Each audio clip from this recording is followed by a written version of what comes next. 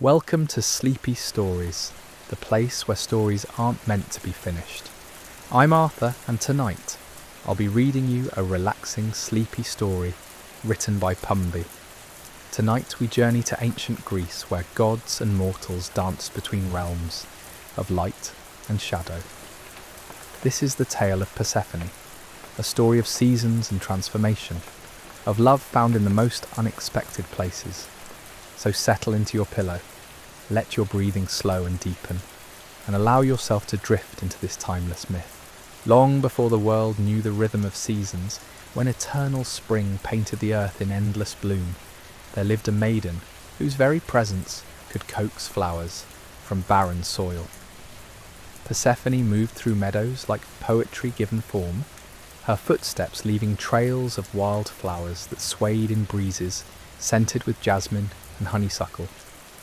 She was daughter to Demeter, goddess of the harvest, and together they tended to a world perpetually draped in the golden warmth of springtime. In those ancient days, the earth knew no winter's bite, no autumn's melancholy farewell. Instead, pomegranate trees heavy with ruby fruit stood beside olive groves, silver in eternal sunshine. Wheat fields stretched endlessly, their golden heads dancing in warm winds that carried the songs of larks and the distant laughter of nymphs playing in crystal streams. This was a world untouched by time's cruel passage, where every dawn brought the same perfect temperature, the same gentle light filtering through leaves that never yellowed, never fell. Persephone wandered through this paradise with the innocent joy of one who had never known loss. Her dark hair caught sunlight like captured starlight, and when she laughed, nearby flowers would turn their faces toward the sound as if seeking the source of such pure music. She would spend her mornings gathering narcissus and hyacinth, weaving crowns of poppies and roses that seemed to glow with inner light when placed upon her head. The very air around her shimmered with contentment, and even the most timid woodland creatures would approach without fear, drawn by her gentle presence. Her mother Demeter watched from distant hills, her heart swelling with pride and protective love. Never had there been a daughter so cherished, so carefully guarded from the world's darker truths. Demeter had woven protective spells around their realm, ensuring that no shadow could touch her precious child, no sorrow could mar that radiant smile. The goddess of harvest had learned well the art of nurturing, and in Persephone she had cultivated perfection itself. Yet even in paradise, there are forces that move beyond the reach of a mother's protection. Far beneath the flowering meadows, in realms where sunlight never penetrated, another ruler held dominion over his shadowy kingdom. Hades, lord of the underworld, sovereign of souls departed, spent his days in halls of obsidian and rooms lit by the pale glow of ghostly flames.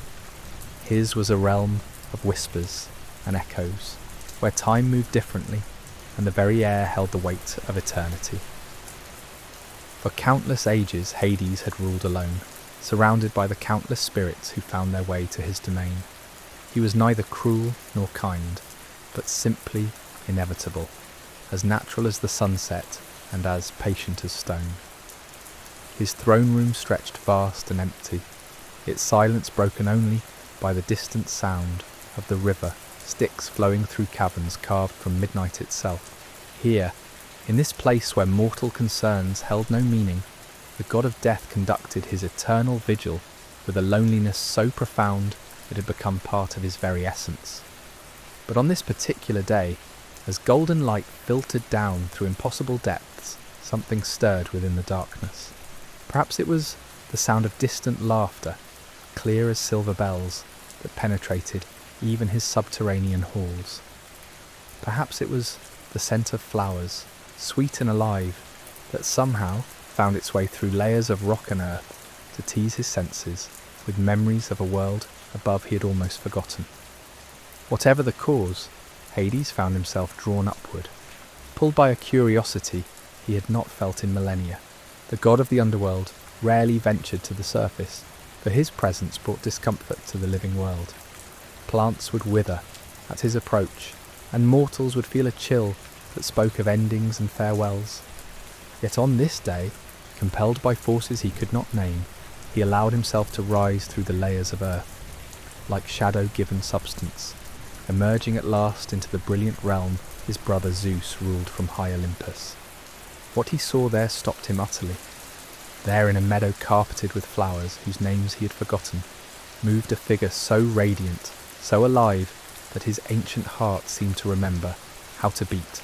Persephone danced among the blossoms, her movements graceful as flowing water, her laughter rippling through the air like music made manifest. She was gathering flowers, choosing each bloom with the careful attention of an artist selecting colours for a masterpiece. Hades watched from the shadows of an ancient oak, his dark robes rendering him nearly invisible against the bark. He had seen countless souls pass through his realm, had witnessed the full spectrum of human emotion and divine drama, yet never had he encountered anything quite like this vision of pure joy. She moved with the unconscious grace of one who had never known fear, never experienced the weight of sorrow or the sting of betrayal. Here was innocence personified, beauty that existed simply for its own sake, untainted by the complexities that marked most divine beings. As he observed her, something long dormant began to stir within his chest. It was not merely desire, though, that was part of it. Rather, it was a profound recognition, as if he had been searching for something without knowing what it was, and had suddenly found it dancing in a field of flowers. She represented everything his realm lacked: warmth, spontaneity, the bright energy of life itself. Watching her was like glimpsing sunlight after an eternity of shadow, like hearing music after ages of silence. Persephone, unaware of her observer, continued her innocent wandering. She paused beside a particularly beautiful narcissus, its white petals edged with gold, its centre deep as a well. The flower seemed almost to glow with its own inner light, more perfect than any she had seen before. As she knelt to pluck it from the soft earth, the ground beneath her feet began to tremble, as if the very foundations of the world were shifting in response to choices made in the darkness below. The narcissus came free in her hands, its roots trailing dark earth that seemed to shimmer with an otherworldly gleam. For just a moment, as she held the flower close to admire its perfect symmetry, Persephone felt a strange sensation, as if the world around her had suddenly become more vivid, more real. The colours seemed deeper, the air thicker with meaning she could not quite grasp. The silence stretched around her like silk, broken only by the gentle rustle of leaves and the distant murmur of a brook winding its way through sun-dappled groves. Yet something had changed in that moment when her fingers closed around the narcissus stem. The very air seemed to hold its breath, waiting for something momentous to unfold. From his place in the shadows, Hades felt the shift as well. The flower she held was no ordinary bloom. It was one of his own creation, planted there by his will, designed to draw her to this very spot. For weeks he had watched her from afar, learning her patterns, understanding the paths she favoured through the endless meadows.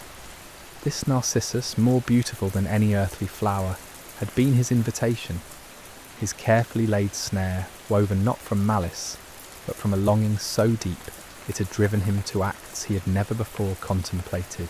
The ground beneath Persephone's feet began to warm, as if heated by some underground fire. She looked down, puzzled by the strange sensation, and noticed that the grass around her had begun to shimmer with an opalescent sheen. The earth itself seemed to pulse with life, responding to forces beyond her understanding. Still holding the narcissus, she took a step backward, some primal instinct warning her that she stood at the threshold of something vast and irreversible. But it was already too late for retreat. The meadow floor cracked with a sound like thunder rolling across distant mountains, and from the widening fissure rose a chariot drawn by 4 horses darker than midnight itself. Their eyes glowed like embers in the depths of their obsidian faces, and their hooves struck sparks from the air as they climbed upward through the rent in the earth. The chariot gleamed with metals unknown to the surface world, its wheels carved from what appeared to be crystallized starlight. At the reins stood Hades himself, no longer hidden in shadow, but revealed in all his dark majesty. His robes flowed around him like liquid night, and his face, pale as moonlight on marble, held an expression of such profound longing that even in her terror, Persephone felt something stir within her heart. He was beautiful in the way that storms are beautiful, terrible and magnificent and utterly compelling. Their eyes met across the space that separated mortal realm from divine intention, and in that moment, time seemed to fold in upon itself. She saw in his gaze depths she had never imagined, mysteries that called to something in her soul she had not known existed. There was loneliness there, yes, but also a kind of recognition that mirrored her own sudden understanding that her life of endless spring had been but preparation for this moment. Without words, without explanation, Hades extended his hand toward her. The gesture was both command and invitation, both threat and promise. The horses stamped impatiently, eager to return to their familiar realm of shadows, while around them the very air crackled with the tension of worlds colliding. Persephone stood frozen, the narcissus still clutched in her trembling fingers. Every instinct told her to run, to call out for her mother, to reject this dark stranger who had torn open the earth itself to reach her. Yet something deeper, some part of her that had always wondered what lay beyond the endless perfection of her days, whispered that this was not an ending, but a beginning. The chariot moved closer, the horse's breath misting in the suddenly cool air. Hades leaned forward, his voice when he finally spoke, carrying the weight of centuries and the whisper of distant winds through underground caverns. "Come with me, daughter of spring," he said, and his words seemed to resonate not just in her ears, but in her very bones. "I offer you a kingdom where you will be queen, where your beauty will be treasured beyond all the flowers of earth." She tried to speak, to ask the 1,000 questions that crowded her mind, but no sound emerged from her lips. The world around them had taken on a dreamlike quality, as if reality itself was bending to accommodate this impossible meeting. The other flowers in the meadow seemed to lean away, as though recognizing that this moment belonged to forces far greater than their simple existence. In the distance, she could hear her name being called, her mother's voice carrying across the hills with growing urgency.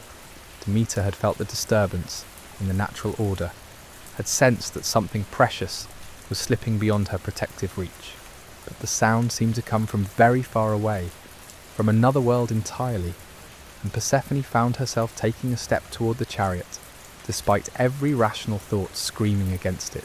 Hades saw her movement, and something in his expression softened, became almost tender. He had expected to take her by force if necessary, had prepared himself for her fear and resistance. Instead, he saw in her face a curiosity that matched his own, a recognition of destiny that surprised them both. Perhaps she too had grown weary of endless perfection, had wondered what mysteries lay beyond the borders of her golden prison. "I cannot promise you warmth," he continued, his voice growing gentler, "nor can I offer you the simple pleasures you have known. But I can give you purpose, transformation, a chance to become more than you ever imagined possible.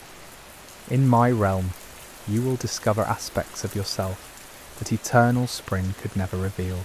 The narcissus in her hand began to glow more brightly, as if responding to the proximity of its creator. She looked down at it, then back at the dark god, who waited with infinite patience for her decision. Around them, the tear in the earth pulsed with otherworldly light, showing glimpses of vast halls carved from living stone, of gardens where silver flowers bloomed in perpetual twilight, of mysteries that called to the deepest parts of her soul. Slowly, as if moving through honey, Persephone reached out her free hand toward Hades. Their fingers touched, and in that instant she felt the full weight of what she was choosing. This was not mere abduction, but transformation, not ending but metamorphosis into something she could not yet comprehend. The touch of his skin against hers sent electricity racing through her being, awakening senses she'd never known she possessed. With a grace born of countless eons, Hades lifted her into the chariot beside him. She did not resist, though tears began to flow down her cheeks, not from fear, but from the overwhelming sense of leaving behind everything she had ever known. The Narcissus remained clutched in her hand, the only piece of her former world she would carry into whatever awaited below. The horses reared, their hooves striking sparks from the air, and the chariot began its descent into the depths of the earth. As they sank below the surface, the crack in the meadow sealed itself behind them, leaving only a small patch of disturbed earth and a few scattered petals to mark where the goddess of spring had crossed into shadow. Above, Demeter's cries grew more frantic as she searched the empty meadows, calling a name that would echo unanswered across the world she had thought safe. The sun continued its path across the sky, but something fundamental had changed in the order of things, a shift that would ripple outward through time itself, bringing with it the first whispers of a world where seasons would ebb and flow like tides, where endings and beginnings would dance together in eternal embrace. Embrace. The descent through layers of earth felt like travelling through liquid starlight, each moment carrying them deeper into realms where mortal concepts of time and space held no meaning. Persephone watched in wonder as they passed through caverns lit by phosphorescent stones, their walls carved with patterns that seemed to shift and breathe in the ethereal glow. The horses moved with purpose through passages that opened before them and closed behind, as if the very rock acknowledged their sovereign's return.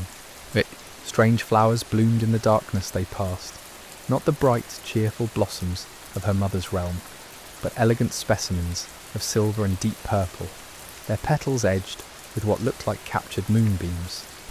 These were flowers that had learned to find beauty in shadow, to draw sustenance from sources other than golden sunlight. Their fragrance was different too, complex and mysterious, carrying hints of secrets and promises yet to be fulfilled. As they travelled deeper, the air grew cooler, but not unpleasant, filled with the scent of mineral springs and ancient stone. Persephone found herself breathing more slowly, more deliberately, as if the very atmosphere was teaching her a different rhythm of existence. The narcissus in her hand had begun to change as well, its white petals taking on an opalescent quality that reflected the strange light around them. Hades guided the chariot with practiced ease through passages that branched and converged like the arteries of some vast living heart. He glanced at her occasionally, noting how she observed everything with wide eyes that held more curiosity than fear. Most surface dwellers, even immortals, found his realm oppressive, frightening in its alien beauty. Yet she seemed to be absorbing each new sight like a flower, drinking rain after drought.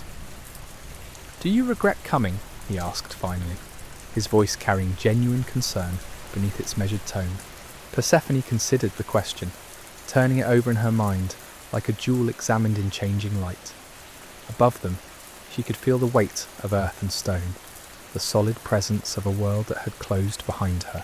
Yet rather than feeling trapped, she experienced something closer to relief, as if she'd been holding her breath for centuries, without realizing it, and could finally exhale.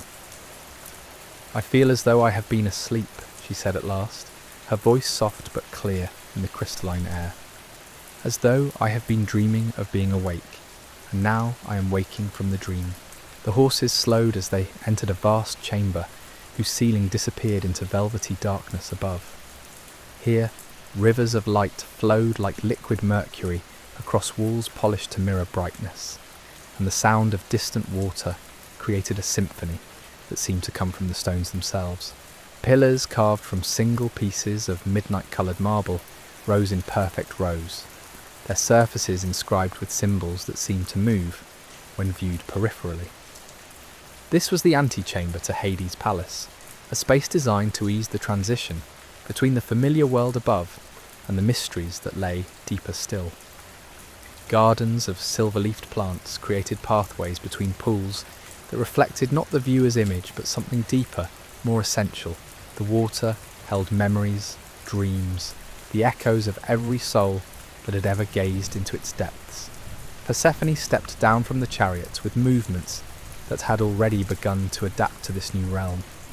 Her feet touched floors made of stone so perfectly smooth it felt like walking on solidified silk, and she noticed that her footsteps produced no sound, as if the palace itself was holding its breath in her honour.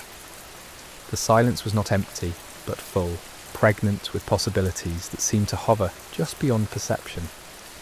"Your realm is beautiful," she whispered, and meant it. This was not the obvious beauty of endless spring, but something more complex, more layered with meaning.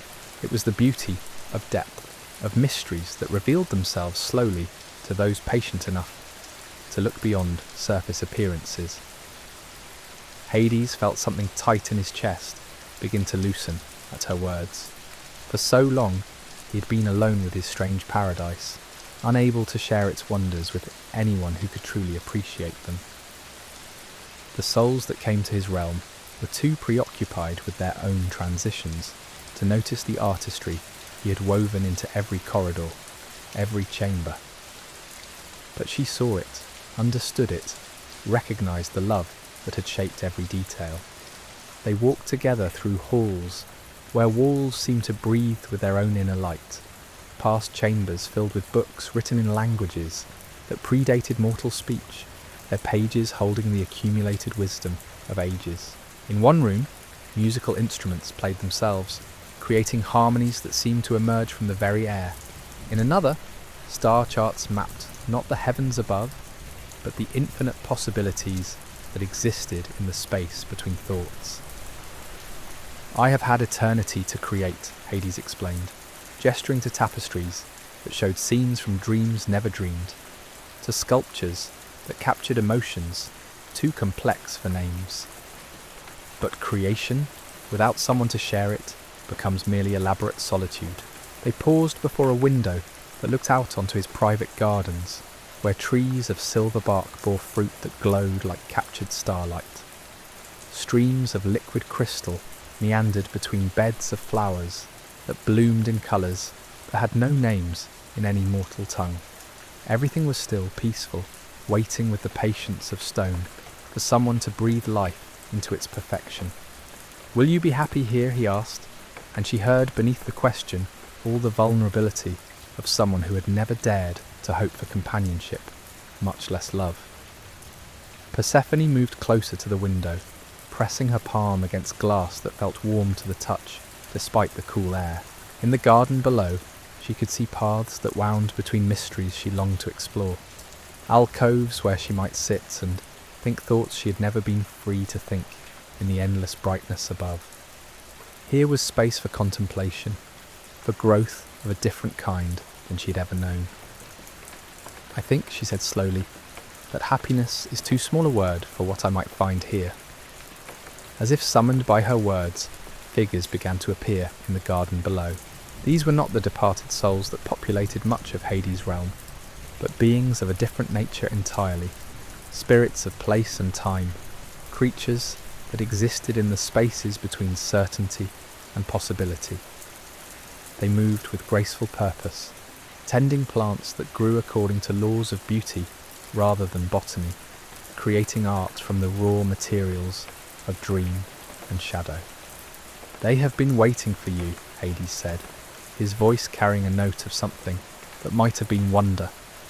"I did not realize it until this moment, but everything here has been waiting for you." The truth of his words seemed to resonate through the palace itself, as if the very stones were acknowledging her presence. Lights grew brighter in response to her attention. Flowers turned their faces toward her as she passed, and the musical instruments in distant chambers began to play melodies that seemed composed specifically for her ears.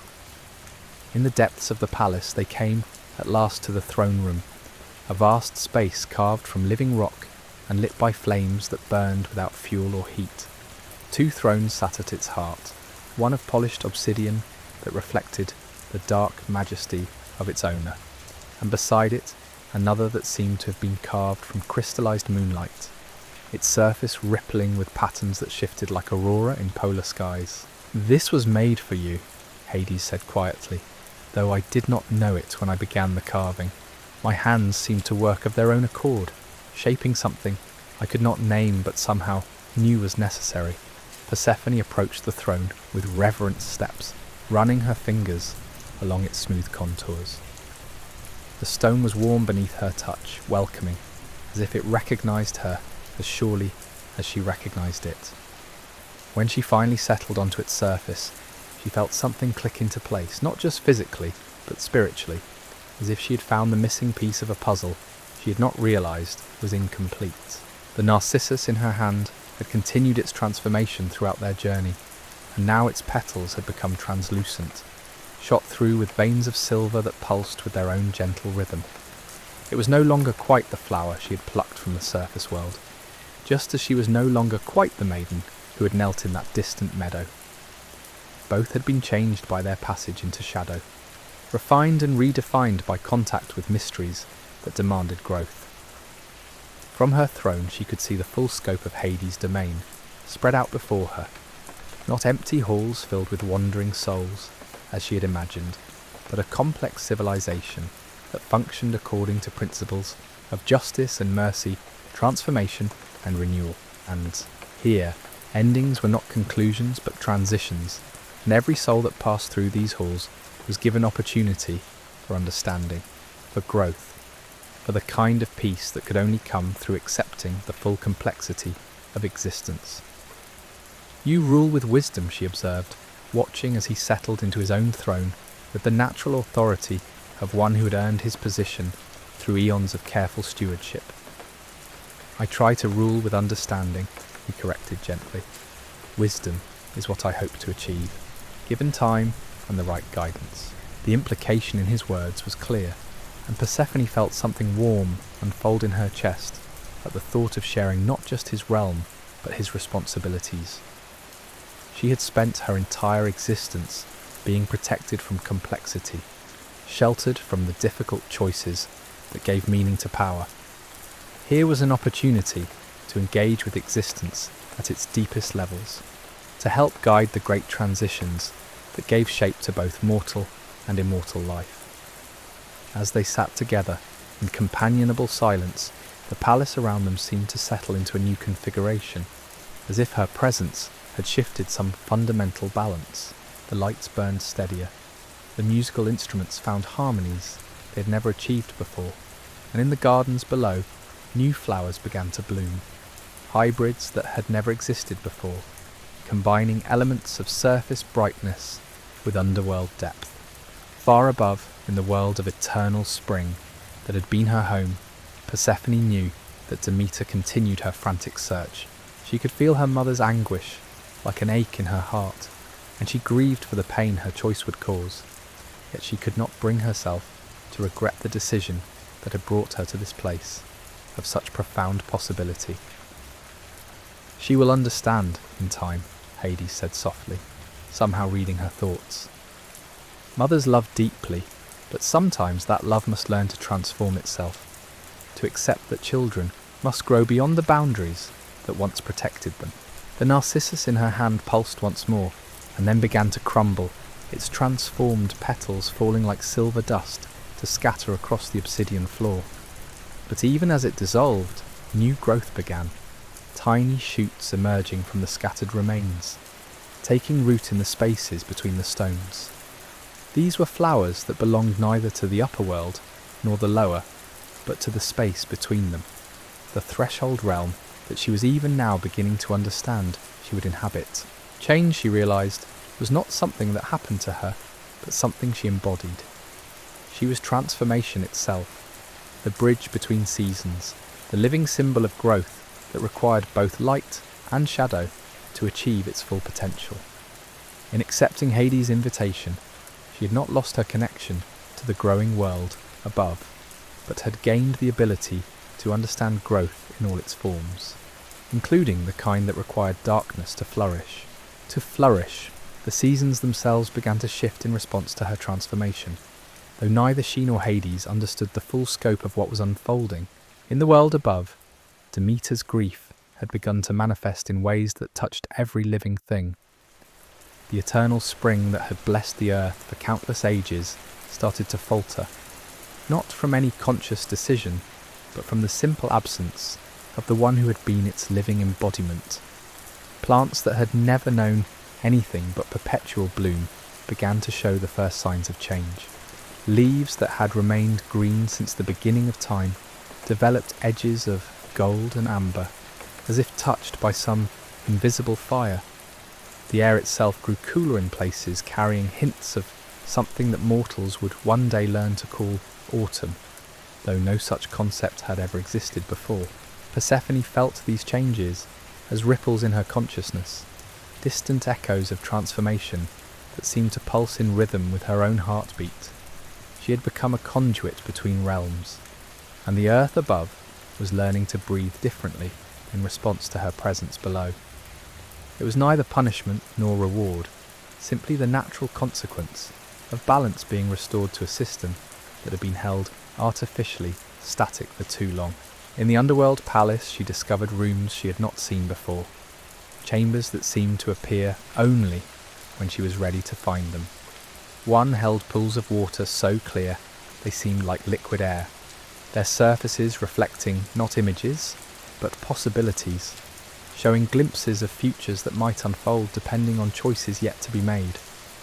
Another contained gardens where the boundary between dream and reality grew thin, where thoughts took root and bloomed into experiences that could be walked through and touched. Hades watched her explorations with growing wonder, seeing his realm through her eyes and discovering aspects of it that had remained hidden, even from him. Her presence acted like a key, unlocking potentials that had lain dormant in the very architecture of his domain. Corridors revealed hidden passages, walls became transparent to show vistas that stretched beyond physical space, and everywhere she walked, new forms of beauty manifested, as if the palace itself was composing poetry in stone and shadow. The beings who inhabited this realm began to change as well, their forms becoming more substantial, more defined, as if her vitality was giving them greater reality. The spirits who tended the gardens moved with increased purpose, their faces showing expressions that had been mere suggestions before. Even the departed souls who passed through on their way to final rest seemed to walk with lighter steps, as if the presence of Spring's daughter in the halls of endings had reminded them that transformation was not something to be feared but embraced. And so Persephone found herself transformed, no longer the innocent maiden of endless spring, nor simply queen of the shadowed realm below. She had become something entirely new, a bridge between worlds, a living embodiment of the eternal dance between growth and rest, light and darkness, beginnings and the deep peace that comes with understanding life's fuller mysteries. The Narcissus that had started her journey was gone, its essence now woven into the very fabric of her being. In its place grew something unprecedented, a wisdom that could appreciate both the brilliant joy of surface blooms and the quiet beauty of flowers that learn to flourish in shadow. She was no longer confined to one realm or the other, but had become the threshold itself, the sacred space where all transformations begin. As you drift towards sleep tonight, remember Persephone's gift to the world, that growth requires both seasons of brightness and seasons of rest, that true beauty emerges not from avoiding change, but from embracing it with an open heart. Let her story remind you that sometimes the most profound discoveries await not in the familiar light of day, but in the mysterious depths we dare to explore when we trust in transformation's gentle wisdom.